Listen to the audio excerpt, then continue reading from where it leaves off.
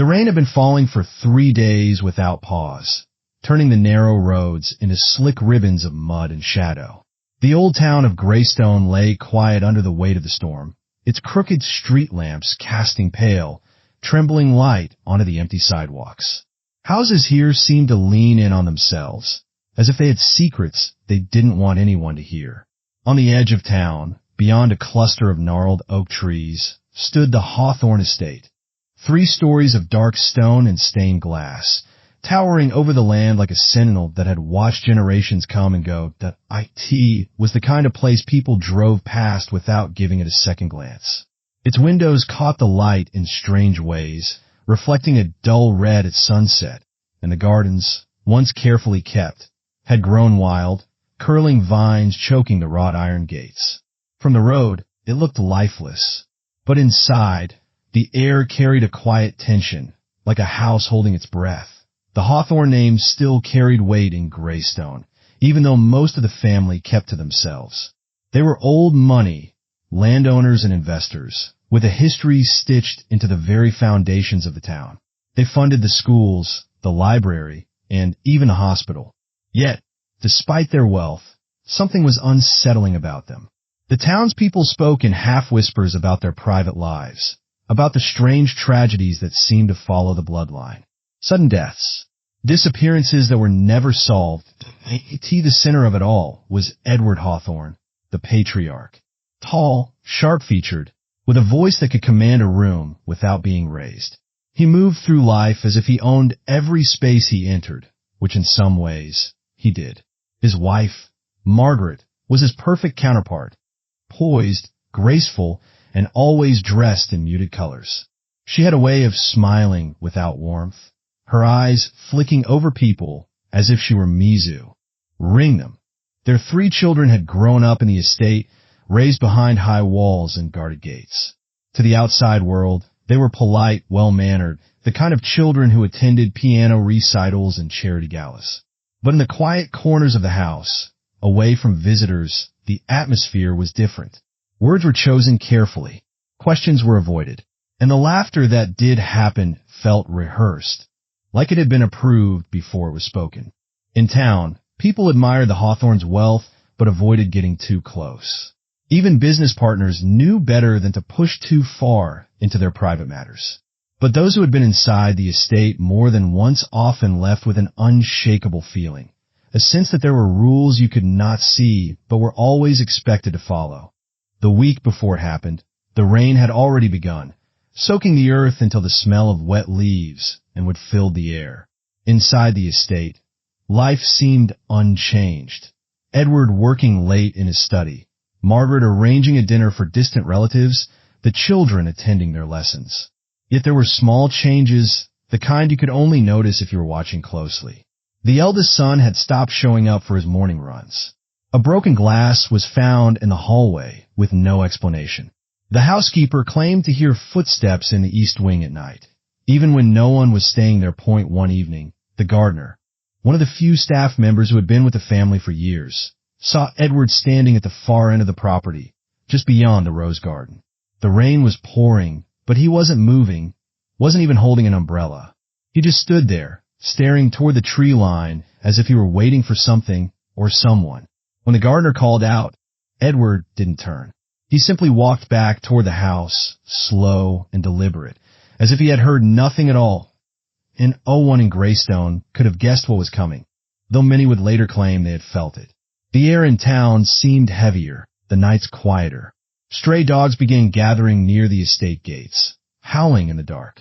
A local shopkeeper swore she saw one of the Hawthorne children standing by the side of the road at midnight, barefoot, staring into the woods. When she slowed her car to ask if they needed help, the child was gone. The estate, for all its beauty, had become like a sealed box, its walls holding in something that was slowly pressing to get out. And though the family kept smiling for the world, you could see it in their eyes if you looked long enough. Something had shifted, something had cracked. And when the storm finally broke, it would take more than the rain to wash away what was coming. IT began with the smallest of cracks, moments so slight they could be brushed off as coincidence. Yet they slowly widened into something dangerous. Inside the Hawthorne estate, the air had grown heavier. Conversations became shorter, glances sharper, and silences lingered longer than they used to. Even the way footsteps echoed down the marble halls seemed different, carrying an edge of urgency that hadn't been there before. The first visible sign came one Sunday morning during breakfast.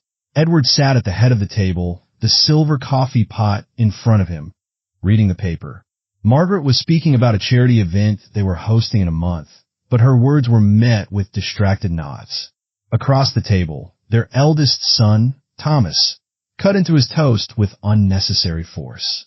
When Margaret mentioned the guest list, she paused to ask why a certain family, close friends for years, had been left off. Edward didn't look up from his paper, simply saying, "They don't belong anymore." His tone was final, like a door slamming shut. Margaret's jaw tightened, but she said nothing. Thomas glanced between them, his eyes narrowing slightly. Though he kept eating, later that week, Thomas was seen in town at a dimly lit bar. Unusual for him, as he rarely socialized outside high-end circles. He spoke to no one, just sat nursing a drink until midnight. The bartender, an old-school friend, noticed the way Thomas's hand trembled slightly when he reached for his glass. The second son, Henry, seemed to be drifting further from the family altogether. He had taken to disappearing for hours, sometimes the entire night, returning with wet clothes and mud on his shoes. When Margaret asked where he had been, he only said, "Out," before heading to his room. His relationship with Thomas was unraveling, too. A heated argument broke out one evening, the words echoing through the house. It was about money, Henry accusing Thomas of hiding something from him. The shouting stopped suddenly when Edward entered the room, his presence enough to silence them. But the look in his eyes wasn't one of concern. It was disappointment, cold and cutting. Margaret herself had grown restless. Her days were spent managing appearances, making sure the family looked untouchable to the outside world, but cracks were forming there, too.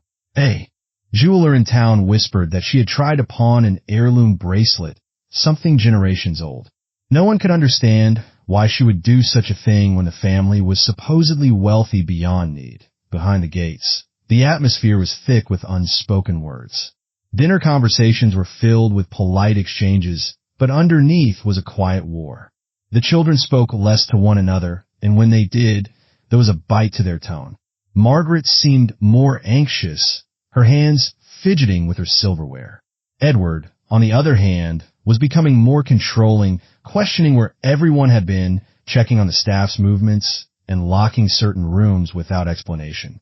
The staff noticed changes, too. The longtime housekeeper found one of the study's desk drawers open late at night, papers scattered across the floor, letters with faded handwriting, some with names no one recognized. When she tried to tell Margaret, the lady of the house simply told her not to speak of it again. The gardener overheard a conversation between Edward and a stranger near the gate, their voices hushed but tense. He caught only fragments. "It's too soon," and "you know the price." There were whispers in town about Edward's business dealings. Some said his investments had turned sour, that he was quietly selling off property to cover debts. Others believed he was involved in something far more dangerous, something that couldn't be written down or spoken openly. If the rumors were true, it would explain the increasing paranoia inside the estate. The breaking point began to take shape during a stormy evening in late October. The family was gathered in the sitting room. Margaret sat by the fire, staring into the flames, while Edward read in his chair. Thomas was pacing, his frustration barely contained, and Henry sat slouched on the couch, tapping his fingers on the armrest. Without warning, Thomas turned to Edward and demanded answers. About the will, about the ownership of certain properties, about why their inheritance seemed to be shrinking. Edward didn't raise his voice. He simply told Thomas that not all sons are meant to inherit equally. Henry laughed, a short, bitter sound, and muttered something about monsters creating monsters. The words hung in the air like smoke. Edward's eyes flashed, and in that moment, something silent and dangerous passed between them. From that night on, the family seemed to split into quiet factions. Margaret and Thomas began speaking privately, their voices low behind closed doors. Henry avoided them both, keeping to the unused parts of the house. The youngest, Isabel, though often overlooked in the family's tensions, began writing in a notebook constantly. One of the maids swore she saw a page filled not with words, but with a detailed drawing of the estate's floor plan. Every room, every door, every hidden stairway. The outside world pressed harder on them. The invitations to parties became fewer. A business partner withdrew from a deal without explanation. Anonymous letters began arriving at the gate, left without postage. No one admitted to reading them, but each time one appeared, Edward's mood grew darker. By winter, the estate felt like a cage. Doors were locked more often, and arguments were no longer hidden from the staff. The words trust and betrayal were thrown like knives. At times, it seemed less like a family and more like a group of strangers forced to live under the same roof, each guarding their secrets, each waiting for the other to make a wrong move. The unspoken threat in the air was no longer unspoken. Everyone could feel it. They were moving towards something inevitable, and when it came, no one would be able to claim they didn't see it coming. The night it happened, the air was unnaturally still. Even the trees around the estate seemed to stand frozen, their bare branches black against the silver light of the moon. Inside, the house was dim, lit only by the soft glow of lamps in the main hallway. The storm had passed earlier that day, leaving behind a damp chill that crept through the cracks of the old stone walls. The IT began with raised voices, muffled at first, coming from Edward's study. Thomas had confronted him again, this time with papers, financial records he had taken from the locked cabinet. The figures didn't lie. Land had been sold, accounts drained, and money moved into places that could not be traced. Edward stood behind his desk, his face a mask of cold authority, while Thomas's voice shook with a mix of rage and betrayal. Margaret was there too, standing near the door, her hands clasped tightly in front of her. She had known about the debts, though not the full extent. Edward accused Thomas of stealing the papers. Thomas accused Edward of destroying everything their family had built. The words turned sharper, faster, until Henry appeared, drawn by the noise. Henry stepped into the room, wet from the drizzle outside, his eyes glassy. He didn't speak at first, just looked at the papers in Thomas's hands, then at Edward. When he finally spoke, his voice was low but loaded with contempt. You've always thought you could control us, like we're pieces you can move around a board. Edward slammed his hand on the desk, the sound echoing through the room. You are nothing without me, he said, each word clipped and deliberate. Thomas's face reddened, his fists clenched. Henry moved closer, his body tense, like he was holding himself back from lunging forward. The argument spiraled, voices overlapping, accusations flying. Isabel had appeared in the doorway now, silent and pale, clutching her notebook. Margaret told her to leave, but she didn't move. Something in her eyes was fixed, unblinking. A tea happened fast, so fast that no one could later say who made the first move. Thomas stepped around the desk, pointing at Edward, shouting that he had ruined them all. Edward reached for the drawer of his desk, and Henry, seeing the motion, lunged forward. There was a sharp crash, the sound of glass shattering, and then the heavy crack of something striking wood. The letter opener, long and silver, had been in Thomas's hand before anyone realized he'd taken it. The moment it pierced flesh, the room seemed to fall silent. Edward's eyes widened, more in shock than pain at first, as his knees buckled and he gripped the edge of the desk. The blood came fast, dark, and spreading across the polished wood. Margaret screamed, a raw, high sound that didn't sound like her at all. Henry stood frozen, his breathing ragged, his hands twitching at his sides. Thomas's face was pale, his mouth slightly open, as if he'd just woken from a nightmare. Isabel backed away slowly, her eyes still fixed on Edward, who was gasping for air, his hand reaching toward her as if to say something. But no words came. The room filled with the metallic smell of blood. Edward collapsed fully to the floor, the thud shaking the desk. The only sounds were Garrett's sobs and Thomas's uneven breathing. Henry finally moved, slamming the study door shut, as if to keep the outside world from hearing. "What did you do?" Margaret's voice was almost a whisper, trembling. Thomas shook his head, muttering. He reached for something. "I thought," he didn't finish. Henry crouched down beside Edward, feeling for a pulse. But the truth was written in the stillness of their father's body. The panic set in quickly. Margaret began pacing, her hands in her hair, mumbling that no one could ever know.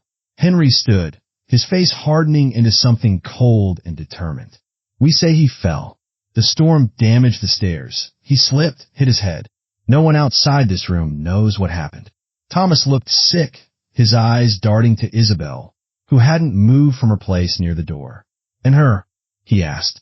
Isabel finally blinked, her small voice cutting through the air. "I didn't see anything," she said flatly. But the way she gripped her notebook told another story. They worked quickly, moving the body from the study to the base of the back staircase. Henry took the papers from Thomas and burned them in the fireplace, the flames swallowing the numbers, the proof. Margaret wiped the letter opener clean, her hands steady now, as if she'd done this before in her mind. By the time the clock in the hallway struck midnight, the study was spotless, the blood scrubbed away, the shattered glass swept up. Outside, the drizzle had turned into a soft rain again, tapping against the windows. When the house finally went quiet, no one slept. In their rooms, they lay awake, replaying the moment again and again. For Thomas, it was the flash of silver in his hand and the shock in Edward's eyes. For Henry, it was the silence after the fall. For Margaret, it was the knowledge that the story they told tomorrow would become the only truth anyone outside these walls would ever hear. But in the shadows of the hallway, Isabel sat with her notebook, drawing the study from memory. Every angle, every drop of blood, every expression on their faces. She didn't know why she was doing it. She only knew that one day, someone would need to see it exactly as it was. The morning after, the Hawthorne estate looked almost peaceful. The rain had washed the drive clean, the gardens glistened with dew, and the air smelled fresh. But inside, the walls seemed to hold the memory of the night before. Every sound felt too loud. The creak of a floorboard, the clink of silverware, the faint ticking of the grandfather clock. Edward's fall was discovered by the housekeeper just after sunrise. Her scream echoed through the halls, pulling the family from their rooms. Margaret appeared first, wrapped in a silk robe, her voice trembling as she told the woman to call for a doctor. Thomas and Henry came moments later, playing their parts, faces pale, voices low, hands slightly shaking. Isabel lingered at the top of the stairs, watching without expression. That be why the time the doctor arrived, Edward was already cold. The official word was a broken neck from a fall on the slick stairs. The back staircase had always been narrow, the wood worn smooth over the years, and after the storm, it seemed believable enough. The police officer who came to take the report didn't push too hard. The Hawthornes were still the Hawthornes, wealthy, respected, untouchable. But the truth sat between them like a shadow at the breakfast table. Thomas avoided looking at anyone, keeping his eyes on his plate, though he barely ate. Henry had grown quiet, his usual sharpness dulled. Margaret threw herself into the role of grieving widow, taking calls, arranging a private funeral, and accepting condolences with carefully measured tears. At tea night, the house felt different. Every hallway seemed longer, every corner darker. The study door stayed locked now, and no one went near it. Thomas began drinking heavily, his glass always within reach. Henry stopped going into town, preferring to disappear into the woods for hours. Margaret took to sitting in Edward's chair in the evenings, staring at the fire as if waiting for him to walk in. Isabel was the only one who seemed unchanged. She continued filling her notebook, though now her drawings were stranger, less about the house itself and more about the people in it. Her siblings, her mother, and Edward were lying at the foot of the stairs. The details were exact, down to the folds of fabric and the tilt of a head. Outside the estate, the news of Edward's death spread quickly. The town mourned him publicly, speaking of his generosity, his contributions, his role as a pillar of the community. But in the quiet corners of shops and cafes, the whispers began. Some said it was strange that a man as careful as Edward would take the narrow stairs during a storm. Others remembered the recent rumors about his finances. A few wondered aloud if the Hawthorne family's long shadow was finally catching up to them. The funeral was a closed-door affair. Only a handful of close associates and extended relatives attended. The rest of the town watched from a distance, noting who arrived and who didn't. Margaret stood at the front, dressed in black, her veil hiding most of her face. Thomas and Henry stood behind her, looking like they had aged years in a matter of days. Isabel clutched her notebook even there, as if it were part of her. Afterward, the estate grew quieter. The staff moved more carefully, their voices hushed, their eyes avoiding those of the family. Some left without notice. The gardener, who had served for decades, quit abruptly, leaving only a note that read, "The ground here has taken enough."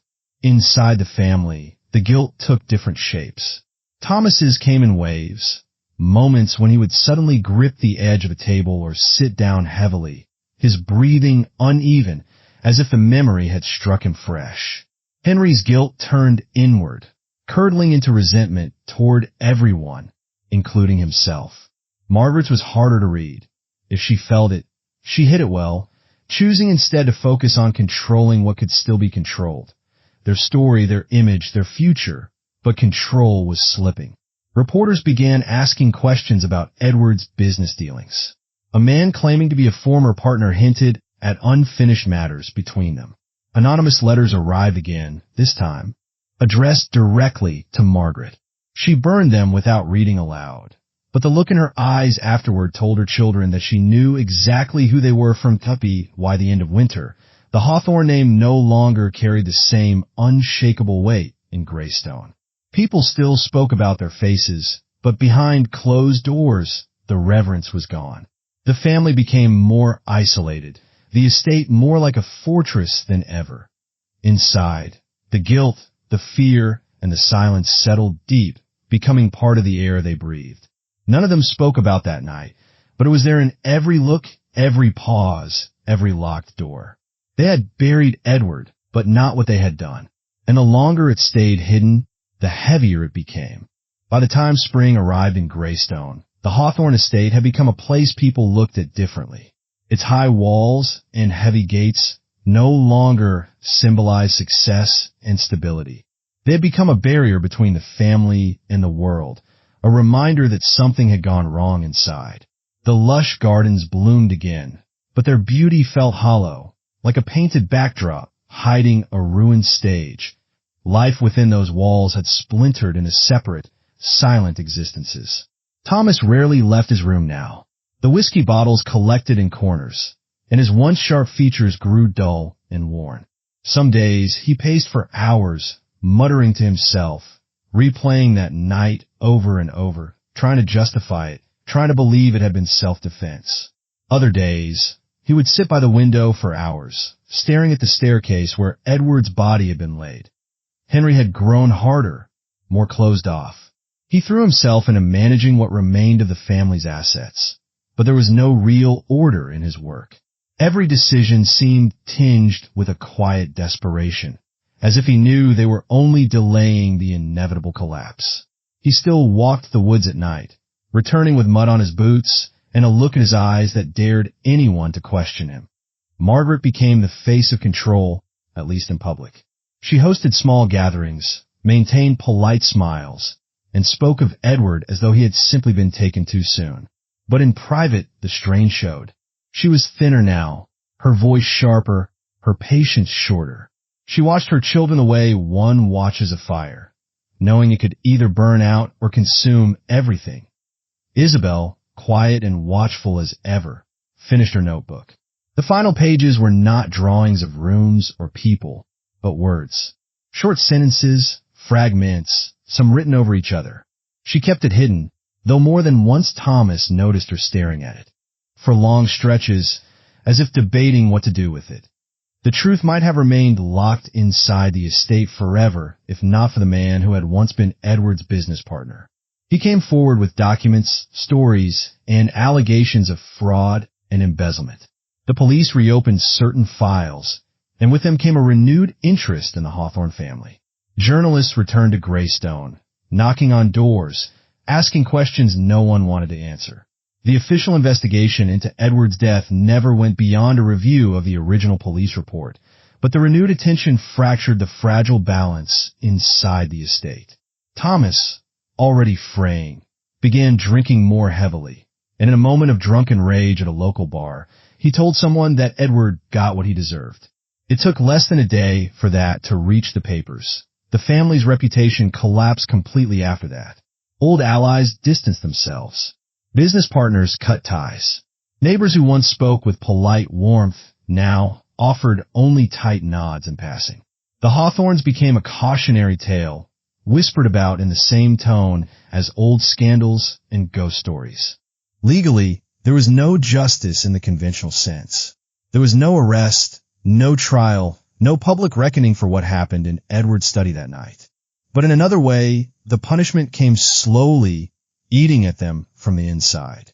Thomas, unable to live with the weight of it, left the estate one night and never returned. Henry buried himself in the remnants of their fortune until there was almost nothing left. Margaret aged rapidly, her once commanding presence fading into something brittle and tired. Only Isabel seemed untouched on the surface. She kept her notebook locked away, but as the years passed, she began sending certain pages anonymously, to journalists, to former staff, to the man who had once done business with Edward. No one could trace them to her, but the details they contained kept the whispers alive. In the end, the Hawthorne story was less about the night Edward died and more about the long decay that had started years before. The power that had once protected them became a cage. Their wealth, instead of insulating them, kept them trapped with each other, unable to escape the guilt and mistrust that grew like rot inside their walls. For the town, the fall of the Hawthornes became a quiet lesson. It was proof that money and influence could bend the rules, but not erase what had been done. People spoke differently about wealth after that. Not with envy, but with caution, as if it came with a price that no one could truly afford. In the quiet moments, it was clear that what had happened was never just one act of violence, but the result of years of small cruelties, of control and fear passed down like an inheritance. Power had been the family's legacy, but it had twisted into something else, a kind of hunger that consumed them from within. Justice, in the truest sense, never came. But neither did peace. And maybe that was the most fitting end for the bloodline that birthed only monsters.